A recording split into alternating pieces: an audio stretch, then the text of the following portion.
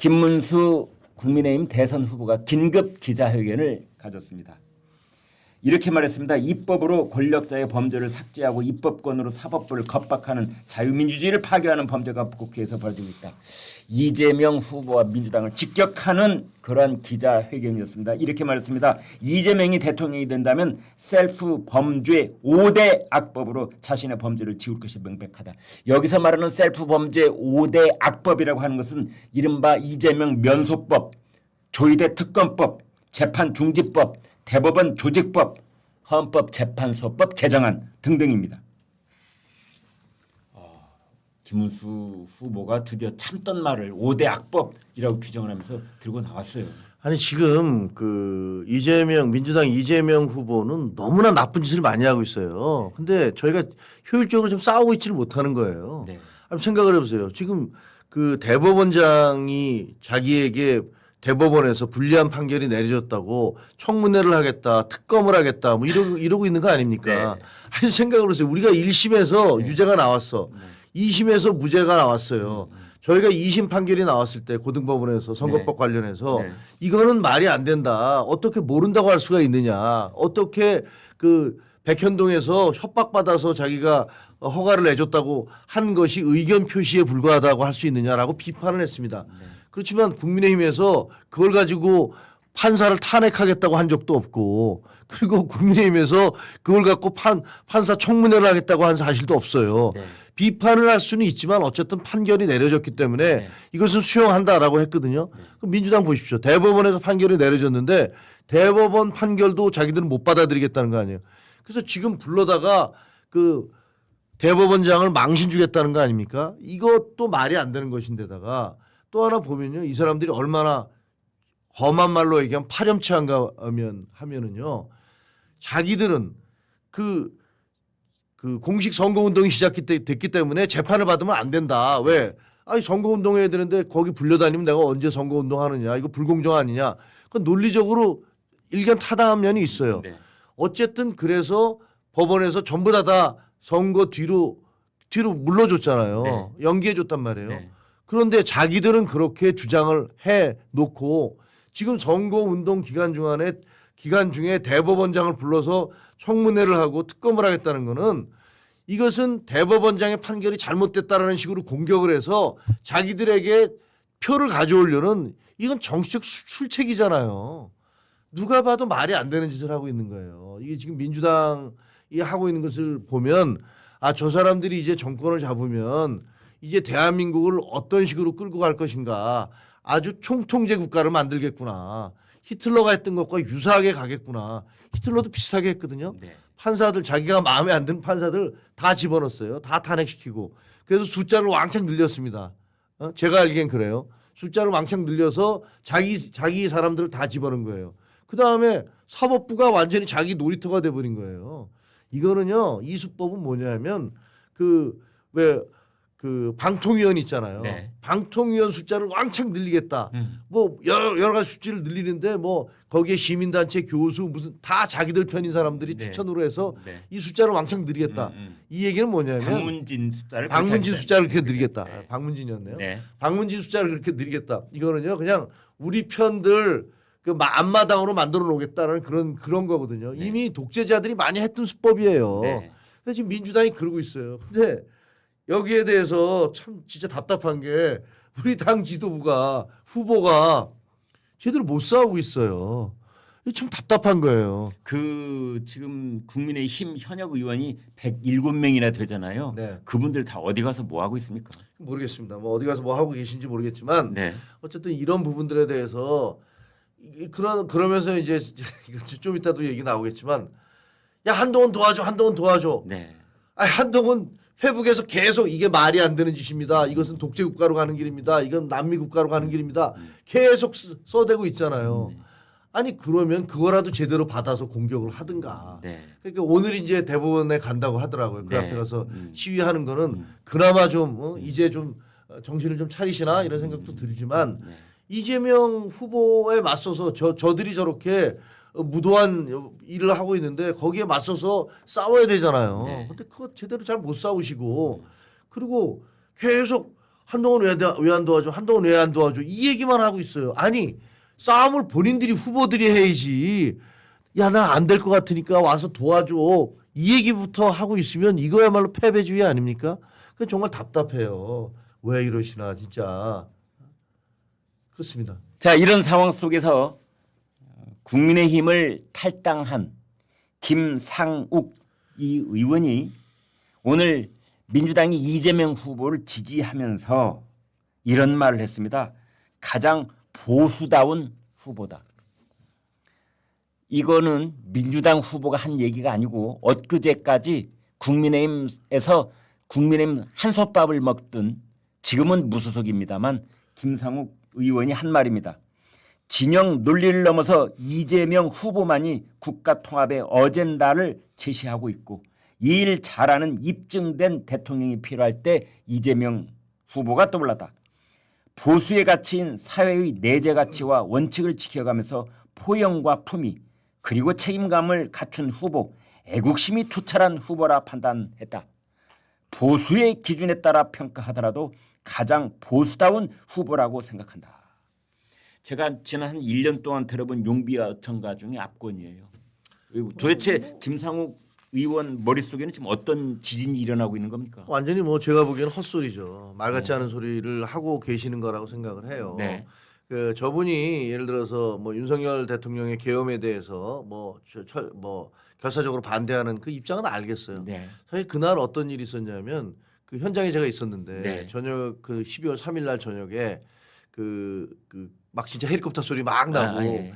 그 군인들 막 들어온다고 그러는데 네. 김상구 의원이 그 본회의장 그 앞에서 네. 열리기 전에 그 안에 휴게실 있잖아요. 철문 안에 있는 휴게실이 본회의장 사이에 공간이 좀 있는데 그 휴게실에서 갑자기 김상구 의원이 나는 탄핵에 찬성할 거야 그러면서 소리를 버럭 지르더라고요. 그러니까 네. 그분이 그때 당시에 가졌던 그 분노 같은 것들 그건 이해가 돼요. 네. 그럴 수 있겠지.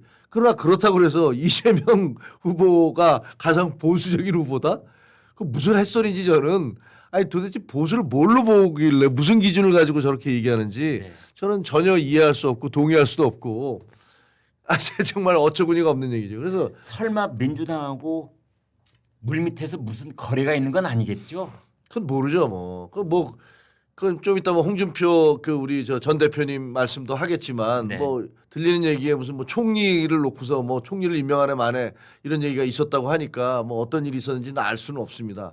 그러나 어쨌든 저것은 자기의 어떤 뿌리를 잘라내고 자기 스스로 부인하는 행위여서 저거는 뭐 도저히 받아들일 수 없다. 저는 뭐 그렇게밖에 얘기할 수 없네요.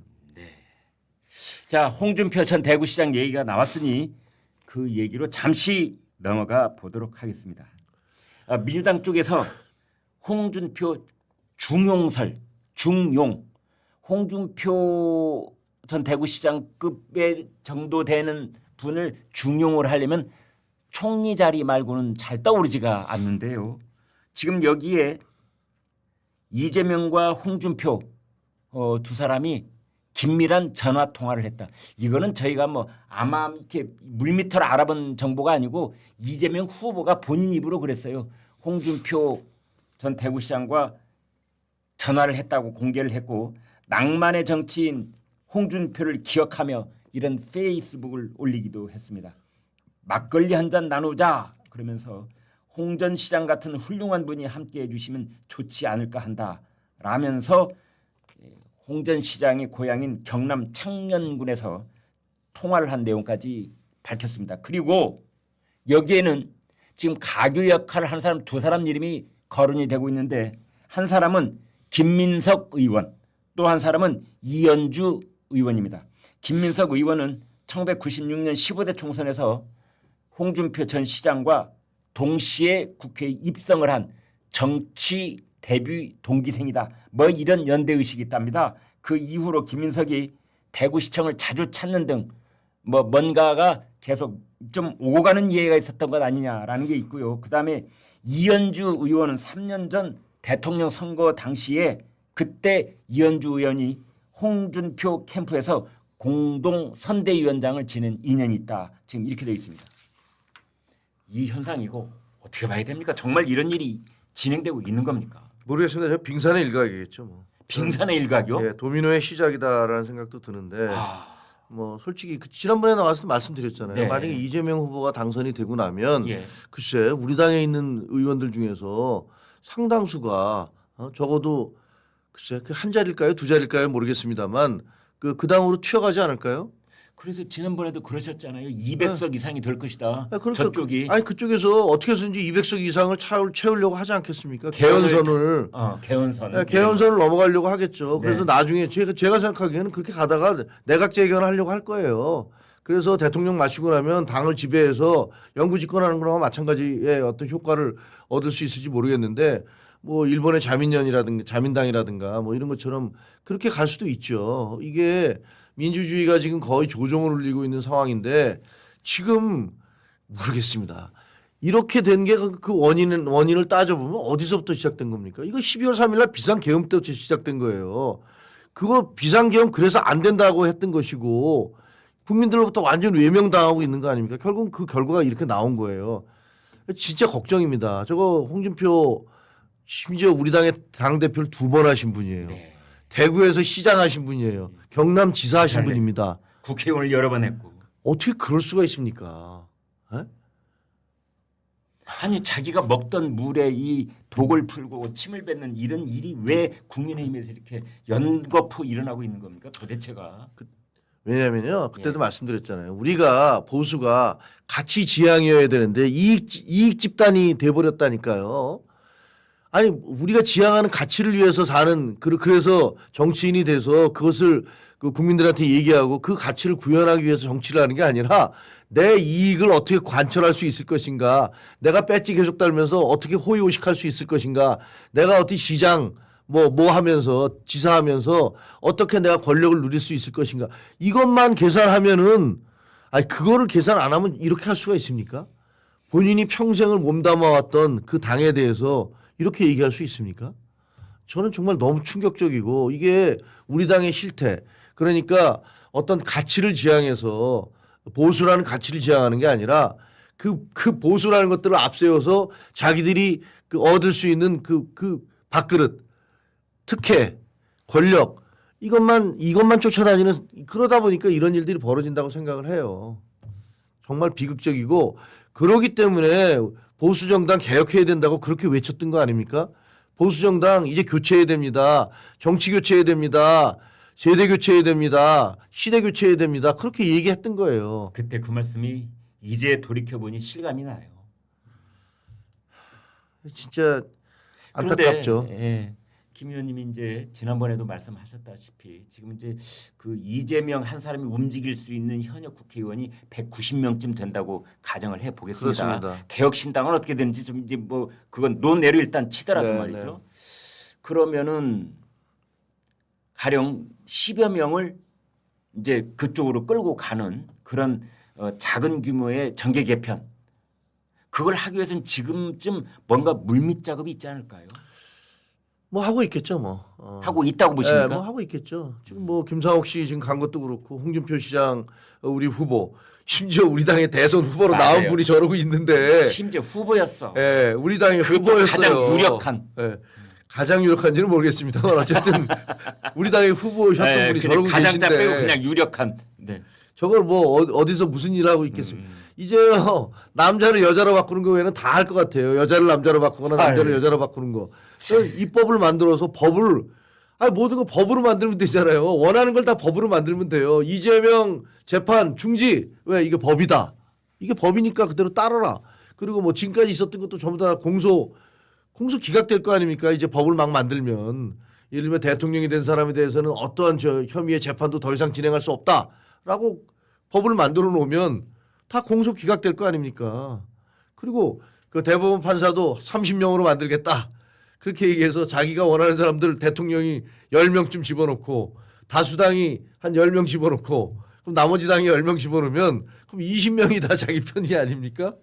그러면 이 무더기로 이거 설득도 불가능하잖아요. 김 의원이 지난번에 그러셨어요. 이재명이라는 사람이 가령 내각 책임자로 개헌을 하면은 바로 총리를 할 수 있고 내각 책임자에서의 총리에 대해서는 중임 제한이 없을 것이므로 그건 사실상 매우 긴 시간 동안 나라를 통치할 수 있는 기반을 가질 수가 있다. 푸틴이 그렇게 하고 있지 않습니까? 푸틴이 처음에 대통령 하다가 나중에 총리하면서 메드베데프를 대통령으로 앉혀서 실질적으로는 자기가 컨트롤 다 했잖아요. 그리고 자기가 법을 바꿔서 자기가 종신 지금 대통령이 된 거 아닙니까? 독재 국가에서 흔히 있는 거고 시진핑도 마찬가지잖아요. 원래 주석이라는 게 연임이 안 되잖아요. 네, 근데 맞습니다. 자기가 그냥 그 법을 바꿔버리잖아요. 네. 그래서 그냥 계속 하고 있지 않습니까? 뭐 그 북한의 김정은은 안 그러겠습니까? 그러니까 이것도 법이라는 것은 사실은 다수의 입장에서 바꿔버리면 뭐 어떡할 겁니까 그거?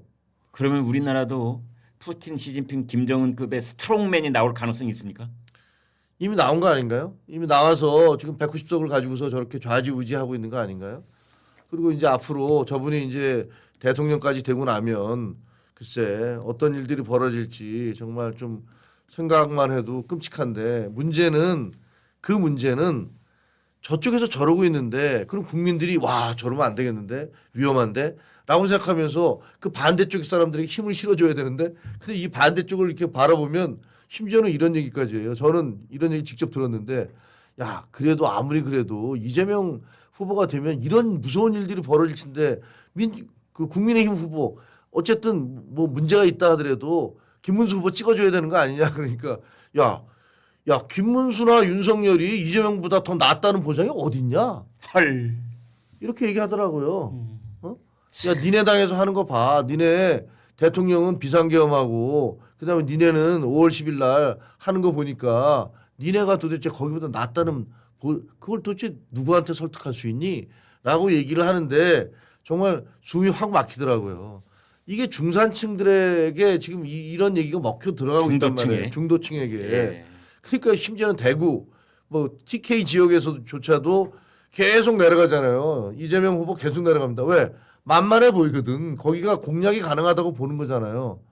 만약에 가봤자 소용이 없어. 우리가 호남 많이 가도 잘 안 돼요. 안 되잖아요. 그러니까 많이 못 갑니다. 그리고 완전히 우리 지역은 또 잘 안 가잖아요. 거기 뭐 우리가 가면은 어차피 우리 다 찍어줄 텐데. 그래서 지난번 대통령 선거 때 이재명 후보가 TK에서 20%대 지지를 얻었다면 이번에는 30%대를 목표로 한다 그러더라고요. 그러겠다는 거죠 지금. 네.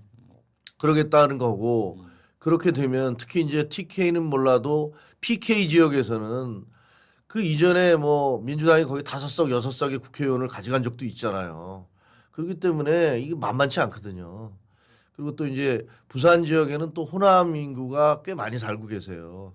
그러니까 이런 거 저런 거를 고려를 해보면 결코 쉽지 않은 게임이고 이거 잘못하면 저희가 정말 코피가 터지게 생겼는데 그러니까 이 그때부터 계속 보수가 정정당당해야 된다.